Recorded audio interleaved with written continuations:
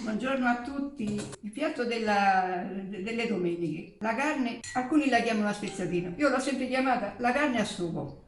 È una carne mista di maiale e di vitello. Si fa un soffritto di questi aromi e poi si mette la passata di pomodoro e si fa cuocere.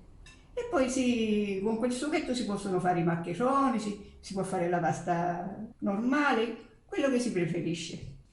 Cipolla, aglio, sedano e carota. Un pochino di concentrato perché gli fa venire un bel colore, 2 foglie di alloro e qualche chiodo di garofano per profumare. E questa è la passata di pomodoro. Qui mettiamo l'olio. Di solito la domenica si dice facciamo il sugo per la domenica e si condisce la pasta, si mangia la carne. Iniziamo e mettiamo tutti gli aromi. Ecco. Quando ci sono queste palline così la padella già è pronta per la carne. E mettiamo così, senza olio. La facciamo un pochino da un lato e un pochino dall'altro lato.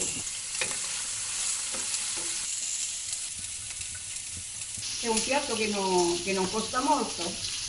Una volta lo facevano più economico perché il maiale lo allevavano tutti e avevano la carne naturale. Ora dobbiamo comprare quello che troviamo. Una festa poi quando si faceva il maiale era una festa. Però c'era la famiglia, i figli erano piccoli, c'era aiuto. Ormai il mondo è cambiato, ecco, penso che possiamo mettere già il vino.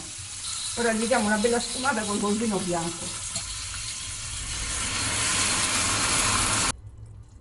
Ecco, mettiamo questa bottiglia di passata di pomodoro.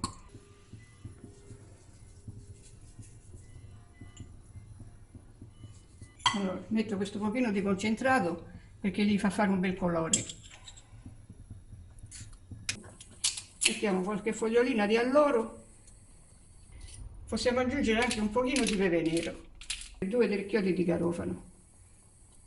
Ogni tanto si dà una giratina, anche così, a fuoco bassissimo, 2 ore, 2 ore e mezza.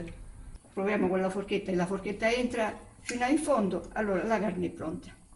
Si conosce anche dal sugo quando è tutto bello ristretto, così può cuocere.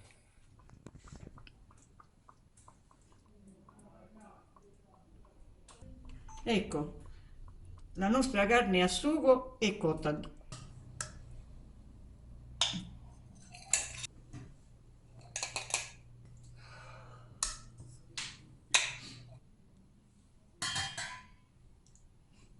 Alla prossima, ciao a tutti!